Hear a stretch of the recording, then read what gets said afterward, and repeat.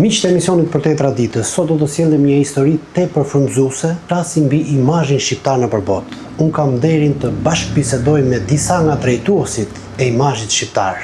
Intervistën e parë do ta filloj me një ish gazetar, i cili ka kontribuar në luftën e Kosovës me mediat ndërkombëtare. Përshëndetje profesor, dhe është një kënaqësi që ne të zhvillojmë një intervistë për imazhin shqiptar në gjithë botën. Ju jeni një ndër të parët që keni themeluar imazhin shqiptar. Nga lindi kjo dëshirë? Sigurisht, fillimisht duhet ju falenderoj si medje dhe televizionin tuaj, ku her pas here pasqyroni ngjarjet më të rëndësishme dhe promovoni vlerat e imazhit shqiptar brenda Shqipërisë dhe jashtë.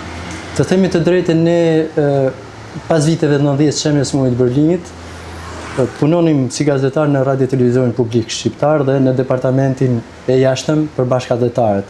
Dhe aty filluam që të japim bukurit, promovojmë vlerat e kombit shqiptar dhe një grup intelektualesh, gazetarësh, diplomatësh dhe ekspert fushave të ndryshme, menduam që këtë lëvizje në mënyrë amatoreske ta kthejmë profesionale dhe të bëjmë një institucion që së bashku me diplomatët, ambasadorët, grupin diplomatik, përfaqësues të huaj dhe shqiptar që promovojnë kombin shqiptar, të krijojmë një forumin Imazh Media, pra imazhi shqiptar në botë, dhe të promovojmë vlerat elitare të kombit shqiptar.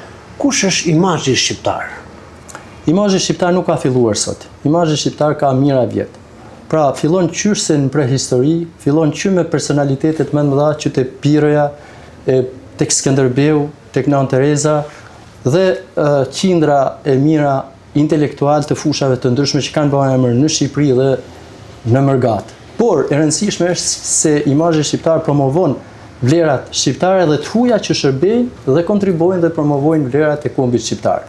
Dhe imazhi shqiptar ka ndryshuar sipas shekujve të ndryshëm, por ADN-ja e imazhit shqiptar, identitetit kombëtar, etnogjeneza mijëra vjeçare, jeton edhe sot që nga Pellazgët, Ilirët, Dardanët, Arnorët e deri në ditët e sotme.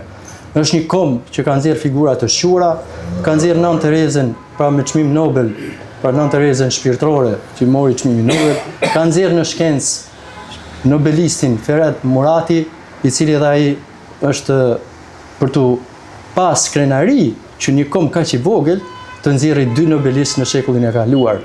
Sigurisht tek imazhi shqiptar kanë marrë çmime nga më të ndryshme, që te Papa Gjon Pali, presidenti Ibrahim Rugova, kryetari i BDI-s Ali Ahmeti dhe brigada 138 Agim Ramadani e UÇK-s, kanë marrë personalitete, ambasador Vahid Vajdullah, ambasadori i Suedis e të tjera. Të gjitha këto bëjnë një kompleks të madh të figurave që ne kemi promovuar në vite. Ju keni bërë shumë aktivitete jo vetëm në Shqipëri, po dhe jashtë saj. Ku i hasni vështirësitë më të mëdha për të paraqitur imazhin shqiptar? Sigurisht, imazhi shqiptar ka lëvizur në pas viteve 90-ta, në kohë kur Shqipëria kishte një opinion krejt ndryshe në perëndim, pra ishte një vend i bllokuar, kur një regjim kishte sjell pasoja të jashtëzakonshme, ishte vendi më i varfër, ku teoritë marksiste-leniniste sillnin vetëm negativitet, kur drejta për të besuar ishte hequr që në vitet 67, ishin shemur shtëpitë e Zotit me kisha me xhamia, dhe në 89 pas shemjes muajit Berlinit, lëvizjet e mëdha që ndodhen në vendet lindore, kryesisht edhe në Ballkanin Ilirik, nga dishullin Ilirik, sollën proceset demokratike dhe ndryshimin e koncepteve. Në konceptet e para viteve 90, në radio televizionin publik shtetëror ekzistonte një radhje 22 gjuhë të huaja për të përcjell teoritë marksiste-leniniste proletar gjitha vendet e bashkohuni. Me lëvizjet demokratike filloi të ndryshoi. Çfarë ju shtyu konkretisht ju dhe shokëve tuaj që arritët dhe ndërtuat? Kryesisht ishte energjia pozitive e personaliteteve shqiptare, që intelektualët shqiptarë donin një dritare që të shprehnin aftësitë e veta dhe profesionale. A ishin të harruar imazhet shqiptare nëpër botë? Sigurisht duke qenë një propagandë jashtëzakonshme para viteve 90 që Shqipëria është një fanar ndriçues në botë, kishte krijuar një opinion shumë negativ pas vitet 90 kur shqiptarët morën anijet edhe shkuan drejt perëndimit, drejt Italie, filluan edhe të bëjnë edhe filma kundër imazhit shqiptar. Si e presin të rinjt shqiptar aktivitetet për imazhin shqiptar? Flasim gjithmonë edhe në Shqipëri, por më shumë vëmendja flasni për botë, edhe në diasporë kuptohet. Mbështetja kryesore e imazhit shqiptar ka qenë nga të rinjt, nga studentët, nga brezi i ri, edhe në Shqipëri, Kosovë, Maqedoni, sot edhe në diasporë. Ata po mendojnë që një brez i ri i specializuar në universitetet dhe në akademitë ndryshme perëndimore të vinë në një të ardhme dhe të investojnë trurin, pra të investojnë trurin në Shqipëri. Ju keni punuar një kohë të gjatë si gazetarët e kryesisht keni qenë pjesën e luftës Kosovës, ku keni transmetuar gjithçka që ka ndodhur në ushtrinë e UÇK-s. Sa e vështirë ishte në atë kohë të kthehemi pak e pjesa profesionale e juaja? Në atë kohë unë punoja në radion e jashtme, në radio televizion, dhe pas 14 shtatorit unë u shkuta nga radio televizion dhe me datën 19 shtator kam shkuar në Tropoj që te kulla Vllamia u bë qendra e parë e informacionit ndërkombëtar, ku gazetar nga mediat perëndimore erdhën e pasqyruan ngjarjet e para. Kemi dhënë kronikën e parë me 20 shtator me televizorin publik shtetëror polak. Për herë të parë kemi dhënë intervista me përfaqësues kryesor të UÇK-s. Ishte shumë e vështirë, ishte ndaluar, nuk lejohej asnjë, ishte urdhër nga prorët e UÇK-s mos japje intervistë. Mund të them se ndër mediat kryesore me të cilat kemi qenë në Koshare, në Papaj, në Vlahen të Kuksit, në Kuks, në Kolç, në komplet brezin e kufirit kanë qenë mediat polake, mediat franceze, France 3, TV5 dhe mediat franko-gjermane dhe italiane. Gjitha këto medje, të shkruara dhe televizive, kemi qenë bashkautor dhe interpret. Sa vështirë ishte që ju të transmetonit ato që ka ndodhnin gjatë luftës, pjesës që si sulmoi ushtria? Ishte shumë e vështirë faktikisht, sepse ne kemi ecur i herë me pothuajse me Komador Azi, 1 metor për të arritur në antenën e Kuksit me filmue serbët duke bën llogore ushtarët dhe paramilitarët serb duke bën llogore në tokën shqiptare. Ishte shumë e vështirë edhe sepse nuk lejonin strukturat e UÇK-s të filmohej. Por unë arrita që përmes oficerëve dhe generalëve komandantëve t'i bin ata dhe mund të them që imazhi shqiptar është vetmja medje në atë kohë që ka raportuar, merr kronika, reportazhe direkt nga terreni.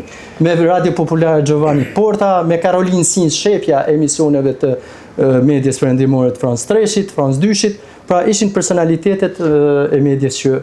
Profesor, ju keni pas një mision tepër të vështirë gjatë kohës që ishte lufta dhe ishit në krahun e UÇK-s. A ka pas raste që ju të shifshit trupa, qoftë shqiptar, viktima më saktë, qoftë shqiptar apo serb, të ushtrive të dyja palëve? Po, absolut, kemi pasi, kemi fotografu, filmu, bë kronika, ca nga këto do të paraqiten festivalin 22 me 13 dhjetor, që do marrë në Tiranë, imazhit shqiptar. Për herë të parë. Si kujton ato vite? Ato vite i kujtoj me një pasion të jashtëzakonshëm, me një nostalgji të jashtëzakonshme, një energji pozitive. Gjithë shqiptarëve pritën mbi 700.000 kosovarë u bën pjesë e NATO-s, edhe shqiptarë në Shqipëri, shteti am, edhe pse ishte e varfër, tregoj edhe një herë atë etnogjenezën se gjithë jemi vëllezër, i kujtoj me shumë pozitivitet, të gjithë ishin në mbështetje të kësaj lufte, të gjithë kontribonin në mërgat në Shqipëri e gjithku. Është një nga epokat më të lavdishme të kombit shqiptar. Përse imazhi shqiptar ka këtë simbol? Faktikisht ky simbol përfaqëson kombin shqiptar, historinë e kombit shqiptar.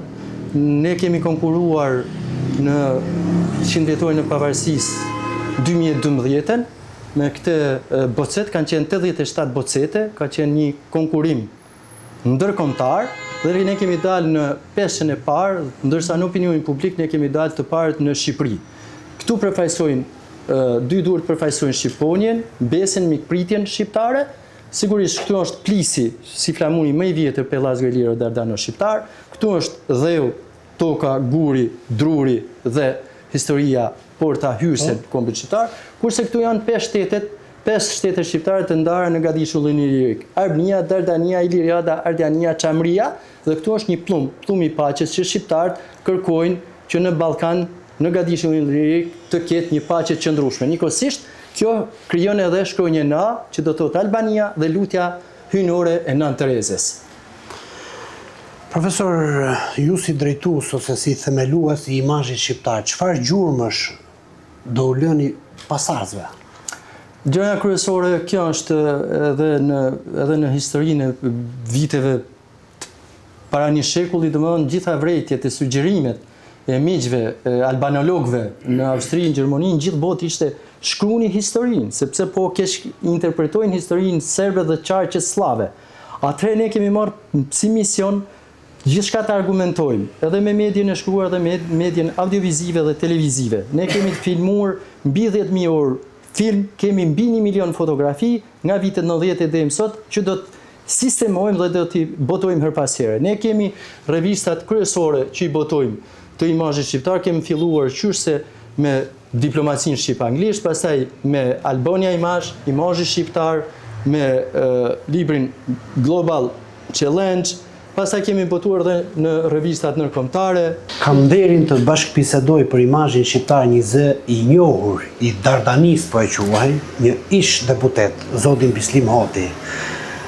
Zoti Hoti, përveç falënderimit që do bëja ndaj jush për sa i përket imazhit shqiptar dhe përpjekjeve që ju keni bërë dhe vazhdoni të bëni sikur ishit deputet edhe tani. Si ndihet imazhi shqiptar në Kosovë?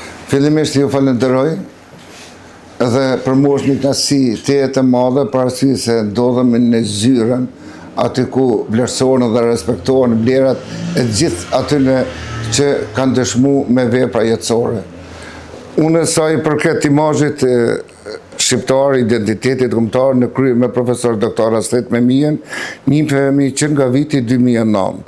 Ishte kënaqësi e madhe kur mora pjesë dhe e mora çmimin e kësaj statuje të imazhit shqiptar, i cili simbolizoi edhe vlerat të cilat i disponoj unë për çështjen kombëtare. Çfarë përfaqëson për sot dhe për të ardhmen imazhi shqiptar? Imazhi shqiptar përfaqëson identitetin kombëtar, përfaqëson unitetin kombëtar, përfaqëson gjitha trojat shqiptare, përfaqëson gjitha ata të cilët kanë gjuhë, doke, zakone, kultura dhe trashëgimni shqiptare. Ne imazhin shqiptare e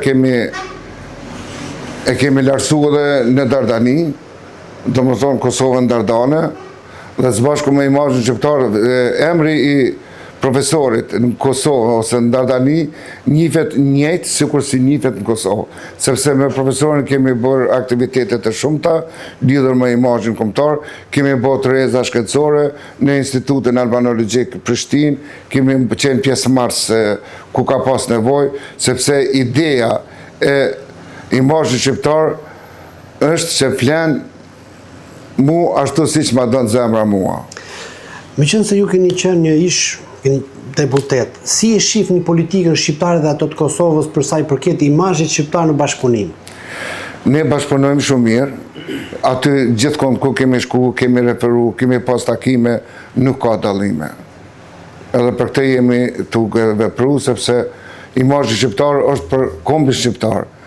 Edhe nuk mund të ketë dallime Kosovë, Shqipëri, Maqedoni, Malësi e të tjera.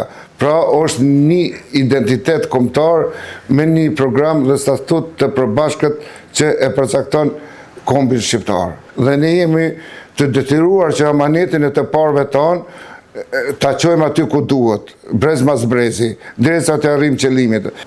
Si vlerësoni çështjen e diasporës sot, në çfarë niveli është? Pa diasporë, unë mendoj që të jemi ne aty në Kosovë, s'kishte pas as Kosovë. Diaspora është gur themeli kryesor, jo vetëm për ndihma që ka dhënë edhe mbajtjen e familje, por edhe për ndërtimin e shtetit të Kosovës. Si mund të përmirësohet imazhi ynë në botë, sepse kemi pak imazh të dëmtuar nga sistemi komunist, nga luftrat që kemi pasuar. Imazhi jonë në botë mund të vlerësohet vetëm nëpërmjet këtyre organizata jo qeveritare që kanë të bëjnë vetëm me çështjen kombëtare. Çfarë do të themi të gjithë të rinjve shqiptar dhe kosovar, kudo që janë? Ta njohin punën, aktivitetin, thirrjen e neve që kemi të moshuar që të ofrohen sa më afër rreth identitetit të bashkimit, në fund edhe pse jo bashkimit të shqiptarëve. Do të futem pak në jetën personale. Ku e ndjen veten më mirë, duke qenë një përfaqësues i imazhit shqiptar apo një ish deputet? Jo, ta them drejtën, te imazhi shqiptar. Po pse? Sepse unë unë kam qenë edhe politikan edhe me pavarësimin e Kosovës, unë kam ndërprer politikën dhe jam kthy aty ku bëhet kontributi për çështje kombëtare, për unitet kombëtar, për bashkim kombëtar. Dhe të gjitha këto që më kanë flet mua gjithmonë në shpirt, sot unë i gjej tek imazhi shqiptar. Gjatë kohës që keni qenë deputet, në qoftë se do të propozohej që të lini mandatin për Kosovën dhe Shqipërinë, çfarë do zgjedhni? Jo, Shqipërinë, Po pse deputetët e shumt nuk e kanë këtë ndjesi? Ku është ngërshi, këtë duhet gjejmë. Unë kam pas mundësi të jem çdo herë deputet. Po me pavarësimin e Kosovës, unë e kam realizu atë ëndrrën time të kamocme që kisha. Dhe tash e di veten të pavarur, të lirë dhe me aktivitetin që bëjmë, sepse politika nuk e bën bashkimin kombëtar. Qoftë edhe institucionet tona historike apo edhe akademitë e shkencave. Kush është mesazhi juaj për këta kolegë? Mesazhi im është bashkimi kombëtar, të kontribuojnë sa më tepër, të japin rëndësi edhe çështjes kombëtare, bashkimit kombëtar, edhe jo një politikë të gabuar që domethënë pasurohen për vete ose jo një politikë fitim prusë, të themi ashtu, por në radhë par bashkimi, sepse e tha dhe profesori në s'dia më kujtohet, gjuha, gjaku dhe gjeografia duhet i mbledh edhe politikanët, edhe organizatat e qeveritare, edhe shoqatat kret, që nëpërmjet 3 elementeve kryesore të krijohet ajo për të cilën synojmë na. Nëse sot do ishe sërish deputet, do ta jepje votën pro për bashkimin e Kosovës dhe Shqipërisë në një? E kam dhënë edhe gjatë 2 mandate që kam qenë deputet, e kam thënë. Intervista jonë vazhdon me kryetarin e Këshillit të Mërgatës, zotin Idris Brahimi. Jeni me prejardhje nga Kosova dhe jetoni në Zvicër. Duke patur një largësi me Kosovën, me Shqipërinë, vazhdoni dhe kontriboni për imazhin shqiptar. Sa e vështirë është? S'pari ju përshëndes edhe ju përgëzoj për këtë intervistë cilën e keni bërë në kohën e duhur, në vendin e duhur. Unë me emigrimin tim, posaçërisht të viteve 90-ta, thashë 35 vite jetoj edhe punoj në Mërgat, domethënë në Zvicër.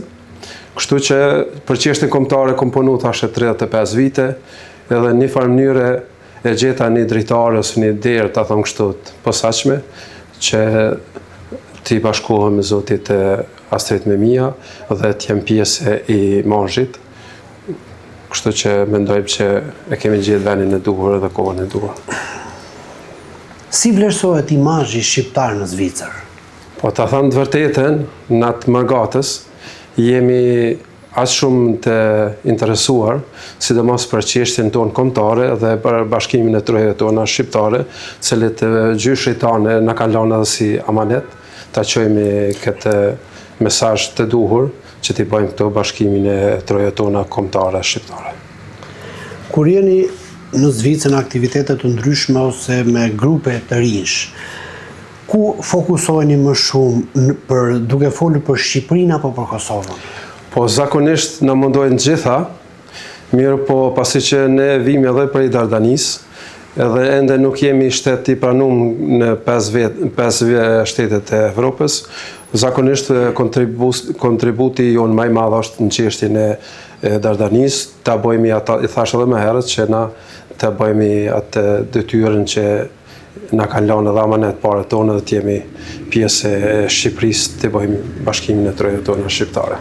Kush nga figurat më të vjetra për ju është më i vlerësuari për sa i përket çështjes kombëtare shqiptare? Po, mendoj prej të madhit tonë në Skënderbeut, edhe kështu gjithë ata kontribus cilët kanë dhënë edhe jetën edhe gjakun dhe kanë sakrifikuar me familje, deri tu figura më e çmuar të madhit Adem Jashari, mendoj që i vlen t'ja thonë. Çfarë ndjesie është për ju kur jeni në Zvicër dhe takoni një shqiptar nga Shqipëria dhe një shqiptar nga Kosova? Po, nuk di t'i ndaj këta dy, pasi që jemi një trup edhe dy gjymtyr, kështu që është kënaqësi, i harroj gjithë ato sakrificat që cilat i bëjnë në diasporë, punën dhe aktivitetin, edhe më shkurt e ndi veten si në shtëpi, posaçërisht kur të vjedh në Shqipëri.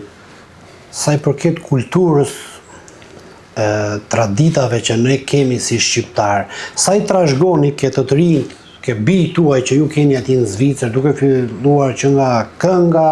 Po më duket, na jetojmë me këngën, jetojmë me Shqipërinë, jetojmë me shqiptarinë, jetojmë edhe me kombin.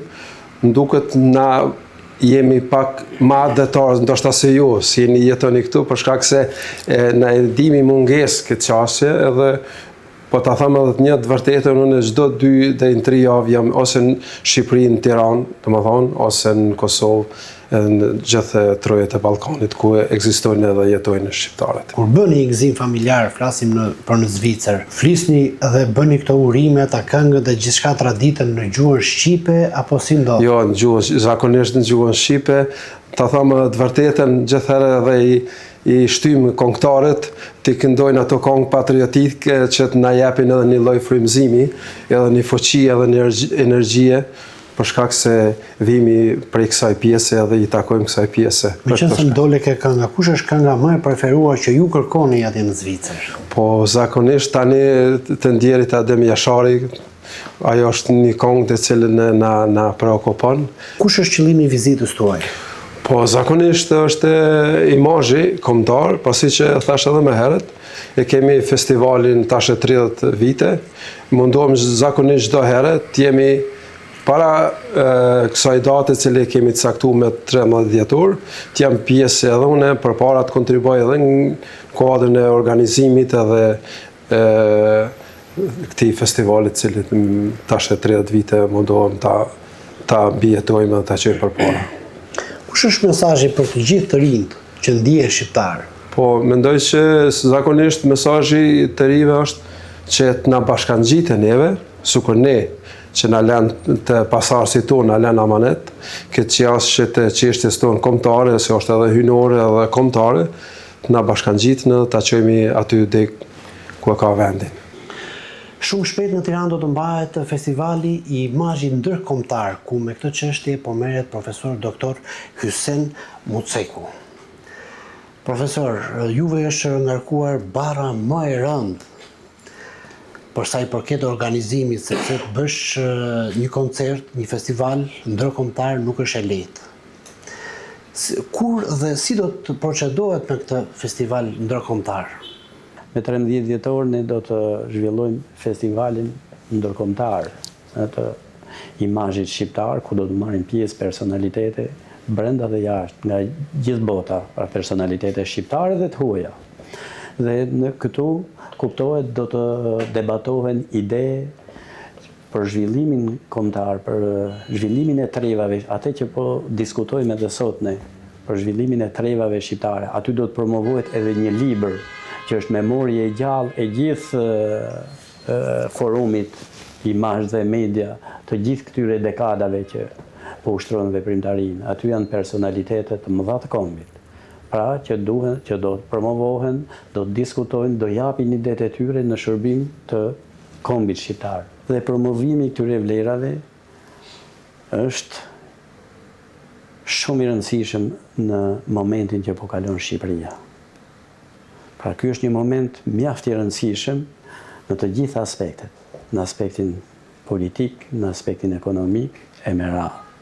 Sepse, siç po e shohim ne gjithë shqiptarët, tashmë po formsohet ajo ideja e bashkimit kombëtar në të gjitha trojet. Po kështu edhe kontributi i shqiptarëve që punojnë në vende të ndryshme, siç janë në Zvicër, edhe vende tjera të Europës, Amerikë dhe në gjithë botën. Pra vëmendja është këtu, tek Shqipëri, tek vendi am. Dhe besoj që në vijimsi, nëse vëmendja politike, pra e politik bërze, po flasë qeverive përkatëse, do jetë më madhe mbështetja e tyre, duke u krijuar lehtësira nëpërmjet këtyre, edhe ata me mundësitë, kapitalet që kanë sot, besoj që janë plotësisht të gatshëm sot që të investojnë në vendin e tyre, sepse për fat të mirë Shqipërisë dhe Kosovës sot i ka dhënë Zoti burimet më të mëdha natyrore që kanë vendet e Ballkanit. Nuk mund të krahasohemi ne sot me Serbinë. Ne marrim një tregus të rëndësishëm, produktin për frym, produktin e brendshëm, GDP-n për frym. Serbia ka 50% më të lartë krahasuar me Shqipërinë. Imagjinoni burimet natyrore që ka Serbia dhe burimet që ka Shqipëria. Imagjinoni Bregdetin tonë që filloqën nga Ulqini dhe përfundon në Janin. Imagjinoni fush Kosovën me prodhimet e tyre me radhë. Imagjinoni malet tona, bukurit natyrore të shfrytëzohen këto, por forumi imazhit me kujdesin në vijimsi ka përgatitur edhe një strategji gjithëpërfshirëse për zhvillimin ekonomik, sepse kjo është baza. Në fundin, nëse do bashkohemi, zhvillimi ekonomik do të jetë në qendër të vëmendjes. Pra do jetë ai motori kryesor që do të bashkojë edhe shqiptarët. Pra ju thoni që Shqipëria dhe imazhi shqiptar ka nevojë që të ndërhyre dhe të punohet për shfrytëzimin e gjithë këtyre aseteve që kemi? Eksakt. Pra të gjitha pasi deri tani konstatojmë se burimet në dispozicion që kanë shqiptarët në të gjitha trevat e tyre, se nuk janë përdorur me eficiencën e duhur, ose më mirë të themi janë keq përdorur këto burime. Prandaj këto kërkojnë një përgjegjësi publike. Përgjegjësia, kur flasim përgjegjësia publike, do të thotë përgjegjësia e qeverisjes publike për paranë e taksapaguesve që paguajnë gjithë në rajon. Dhe ne kemi përgatitur edhe një strategji gjithëpërfshirëse, duke u fokusuar bile dhe në fushat kryesore, në fushat prioritare, sidomos bujqësia, turizmi, që shqiptarët mund të jenë. Turizmin po e promovojmë shumë bukur, sidomos me fotografi të drejtuesve. Jo, nuk mund të promovohet turizmi pa pjesën kryesore që është bujqësia. Nuk mund të promovohet, se ne gjithë jemi koshient tashmë, ajo baza kryesore e zhvillimit të turizmit janë produktet. Ato konsumojnë produktet. Produktet e Kosovës janë nga produktet më të mira të fushë Kosovës sot, por edhe të pjesës tjetër të Shqipërisë. Flas. Ata duhet të shërbejnë pikërisht jenë në shërbim të turizmit shqiptar. Nëpërmjet emisionit për te traditës në televizioni Fox News, çfarë do ju thuash të gjithë shqiptarëve për datën 13 dhjetor? Të gjithë shqiptarëve kudo që janë, do t'ju them që në datën 13 dhjetor ai vërtet do të jetë një festival idesh ose një kuvend idesh ku do të debatohen idetë për promovimin, për zhvillimin kombëtar shqiptar. Pra aty do të jenë specialistë, personalitete nga më të mirë të fushave përkatëse, të gjitha fushave, jo vetëm një fushë që thanë të ekonomisë, letërsia e merat, të historisë e merat, por do të jenë personalitet nga gjitha fushat. Dhe aty do të diskutohen, debatohen ideet në zhvillim të kombit shqiptar, në zhvillim të trevave shqiptare. Prandaj u bëj thirrje të gjithë shqiptarëve brenda në diasporë, në vende të tjera që të ndjekin zhvillimet e këtij festivali, e këtij eventi mjaft të rëndësishëm për kombin shqiptar. Miqtë e emisionit për te traditës, ne diskutuam gjatë me disa nga personat kryesor të themelimit të imazhit shqiptar, ku folën për çështjet kombëtare dhe për bashkimin e të gjithë shqiptarëve kudo që janë. Unë do ju thoja miru takofshim në emisionin e radhës.